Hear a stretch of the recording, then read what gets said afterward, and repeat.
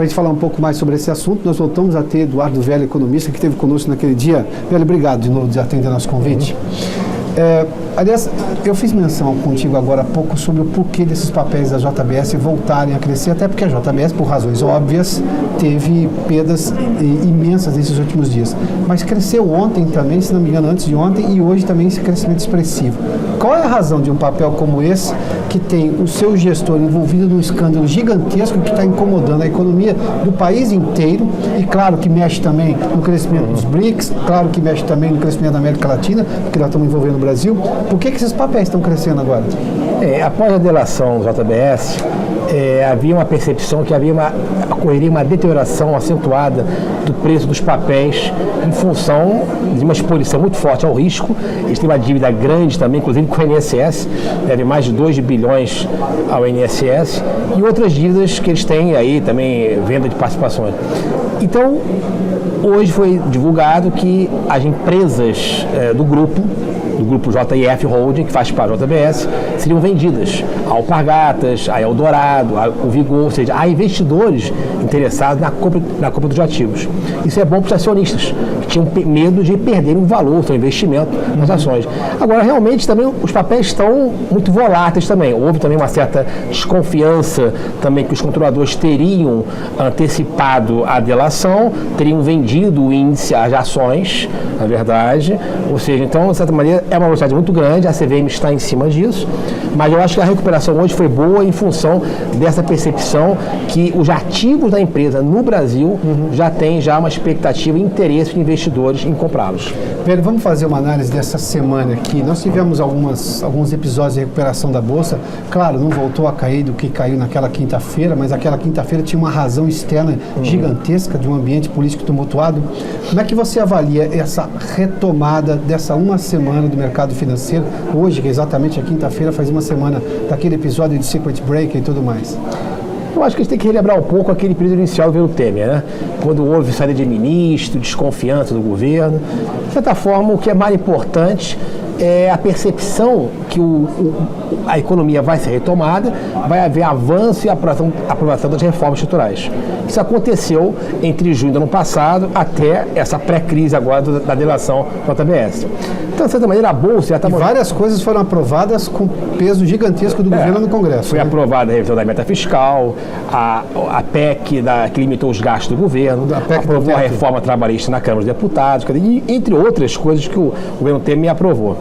Agora, o que mostra o mercado é o seguinte: a Bolsa ela caiu no dia seguinte à delação da JBS, mas ela está com 63 mil pontos praticamente. Quer dizer, ela está num nível bem acima dos 30 mil pontos do ápice da crise da Dilma no governo Dilma em 2016. Então o mercado, ele sabe que a situação está de observação, está de cautela, mas você vê, os juros futuros voltaram a cair um pouco, o dólar, que já chegou a superar 3,40 semana passada, já voltou um pouco. Há também uma expectativa boa lá fora que os juros americanos vão subir de forma gradual. A ata do Federal Reserve, o Banco Central norte-americano, foi divulgado ontem, mostrou, uma certa maneira, um gradualismo. Isso é bom para o Brasil, quer dizer, uma pressão de alta do dólar vindo do exterior. Então, de certa forma, os cenários são de continuidade das reformas. Elas podem ser postergadas de acordo com os cenários aí, digamos assim, eleitorais também. Vamos fazer os 3 cenários que você colocou no seu relatório, inclusive, que eu tive acesso, você me enviou. Os 3 cenários que você expunha lá, queria que você comentasse cada um deles. Os 3 cenários são o seguinte: a manutenção do presidente Michel Temer com um problema de viabilidade no Congresso, ou seja, de ter uma base, digamos, instável no Congresso. O outro cenário é exatamente o contrário. A manutenção do presidente Michel Temer lá, mas com uma base, digamos, retomada a base dele no Congresso com capacidade para aprovar as reformas. A terceira hipótese é, levando-se em conta também que tem essa avaliação pelo TSE, pelo Tribunal Superior Eleitoral, seria ou a renúncia ou o afastamento do presidente por essa ação no TSE. O que muda na precificação desse momento econômico por parte do mercado financeiro e em relação justamente às reformas? Muda um pouco em termos de tempo da aprovação das reformas. No cenário 1, onde o Temer continuaria, ou seja, o Tribunal Superior Eleitoral não cassaria o mandato dele, por exemplo, e teria o apoio, o retorno total do apoio da base governista como ele estava antes da delação da JBS, esse cenário, na minha avaliação hoje, seria pouco provável. Por quê? Eu não acredito muito que, mesmo que ele se mantenha todo o apoio aquele forte apoio da base vai se manter. Vai ser uma coisa bem frágil. Então é difícil acontecer esse cenário. Se acontecer esse cenário, ótimo. O crescimento econômico volta, não há nenhuma... Voltamos à condição os juros caem bem, a bolsa continua de retomada subindo. Econômica. Perfeito. Tá. Mas eu acho esse cenário pouco provável. O outro cenário é o cenário que ele também se mantenha, o Tribunal Superior Eleitoral não vai cassá-lo, mas aí ele tem um apoio, uma recuperação do apoio da base, mas ainda muito frágil. Muitas expressões populares, algumas postergação da votação das reformas e uma certa incerteza sobre a aprovação das reformas no segundo semestre, como aconteceu na PEC dos gastos. Tá. De certa forma, o Banco Central só começou a cair os juros quando houve certeza da aprovação da PEC fiscal. Então, de certa maneira, essa postergação da aprovação das reformas, ela vai, de certa maneira, gerar uma imprevisibilidade de investimentos, com certeza vai afetar um pouco aí a dinâmica do investimento. E no cenário que eu chamaria, assim, mais provável, que eu acho que hoje o mercado estaria começando a ganhar maior peso, uma preponderância, uma probabilidade, é o cenário que ele é cassado pelo Tribunal Superior Eleitoral, tá? Mas rapidamente o novo presidente ou os prováveis candidatos já sinalizam ou a manutenção da equipe econômica ou então uma outra equipe econômica com nomes muito também fortes no mercado, mas que estejam com comprometimento com as reformas. Com os mesmos princípios. Então, exatamente, esse cenário que eu vejo, claramente é um cenário provável. Você poderia até manter essa queda dos juros do Banco Central até o nível de 8% até o final do ano.